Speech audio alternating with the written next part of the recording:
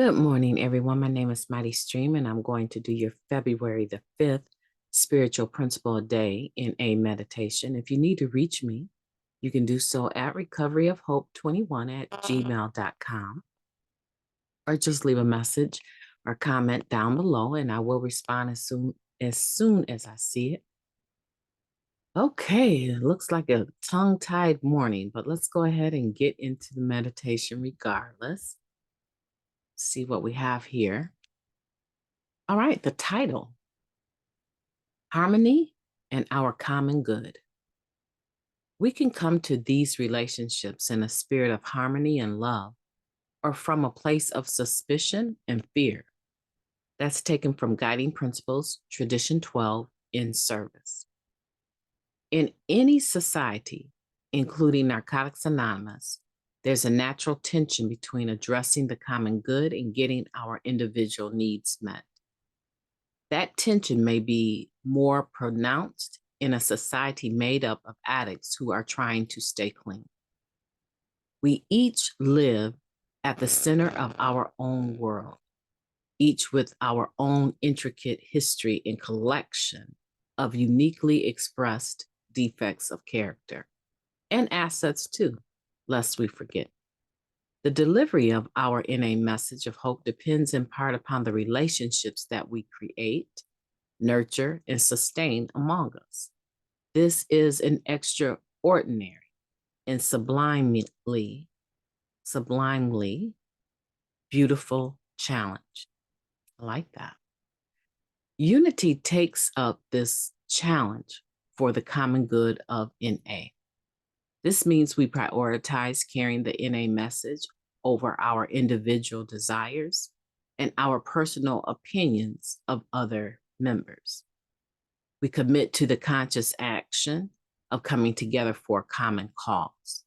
We serve with members we dislike or have valid cause to distrust, as well as those we find appealing and trustworthy. Note to self, come back to that.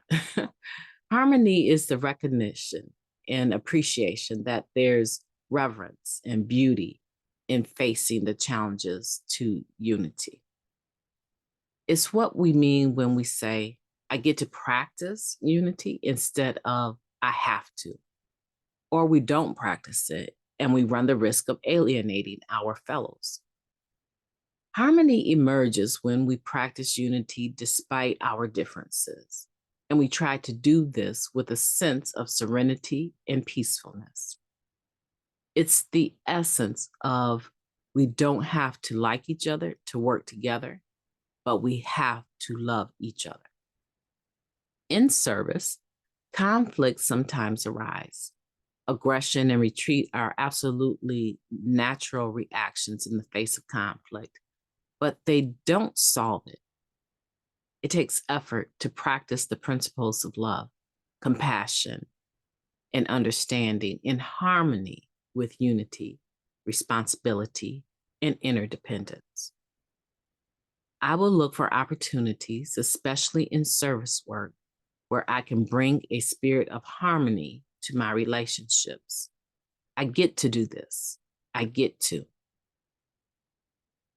Let's take a moment of silence, followed by the we version of the Serenity Prayer. Moment of silence now, please.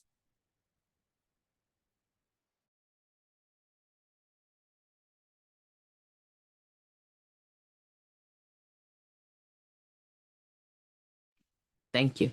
God, grant us the serenity to accept the things that we cannot change, the courage to change the things that we can, and the wisdom to know the difference. Just for today, please and thank you. Powerful meditation, talking about harmony and our common good.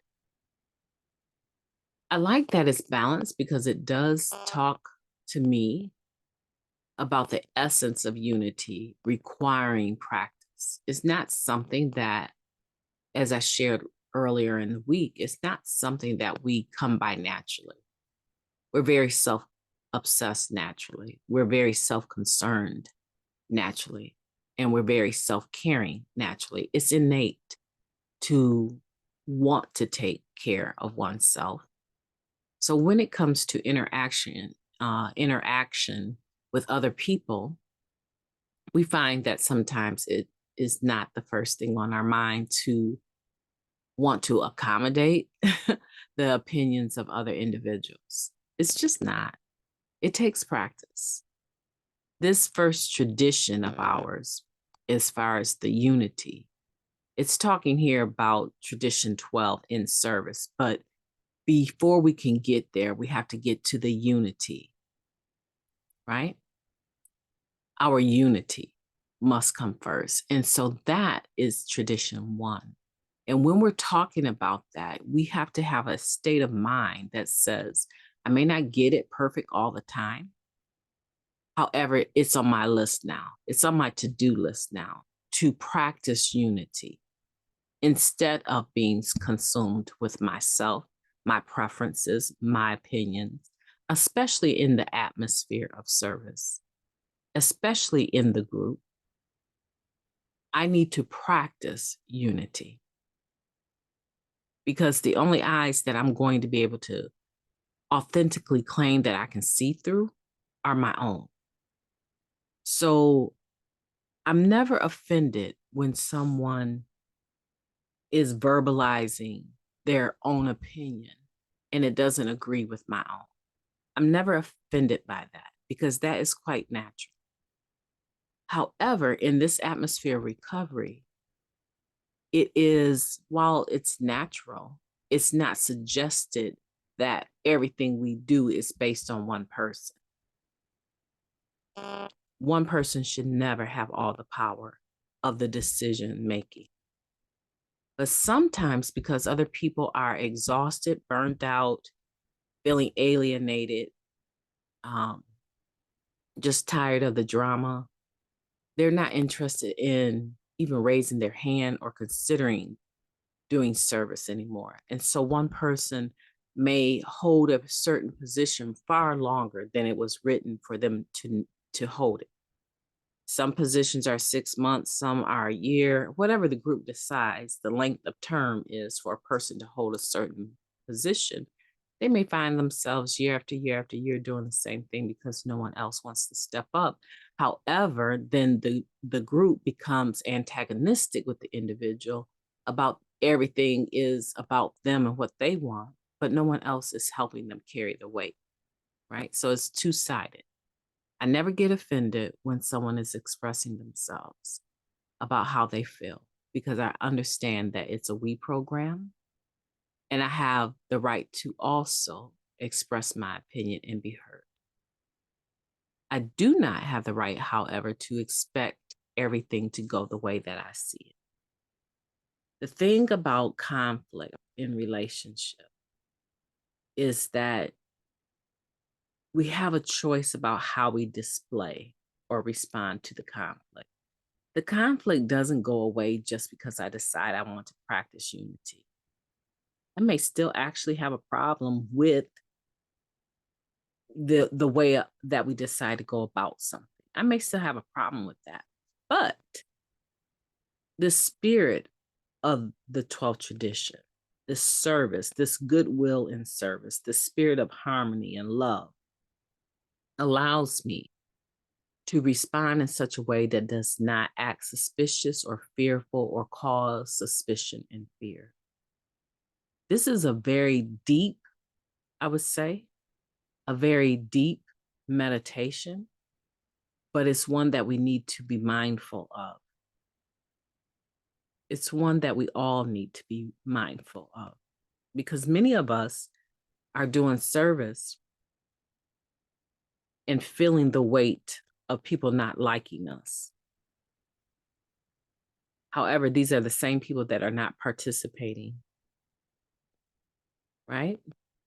They want the benefits of the service, but they don't want the practice or the work of the service.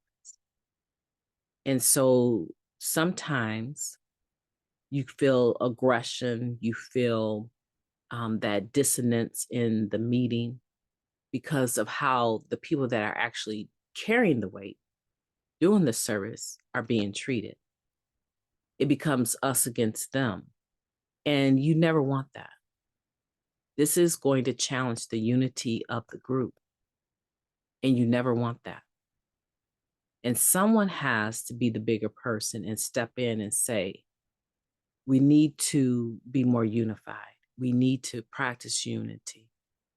We need people that will show up at business meetings and be a part of the decision making, the vote, and not just leave it to the GSR and the treasurer and the secretary to meet, or maybe just the GSR. Maybe the business meeting isn't even happening anymore because no one is showing up. That my suggestion would be to go to Zoom and allow people to show up at the business meeting on Zoom.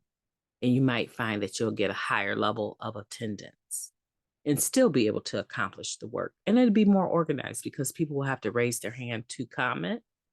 And I think you can even take polls right there in the Zoom platform, votes, right? And so when a decision comes down from the service committees, we should honor that. If you didn't show up to be a part of the vote, what are you complaining about? That's all I'm saying is let's practice unity. Let's have a spirit of harmony and love and not suspicion and fear. And if there's something that's going on that you don't like, roll your sleeves up, get to the next meeting that is planned, and let your voice be heard in a manner that shows goodwill. My name is Mighty Stream. I hope that has been helpful. I know you can see or hear that I take this very personal. I've been in the shoes here on that particular topic. And I hope that you'll take it to heart and figure out where you're at on this meditation on your own. And I hope that what I've said has been helpful. I want for you to have a beautiful day on purpose. I intend to, and I will be talking to you tomorrow.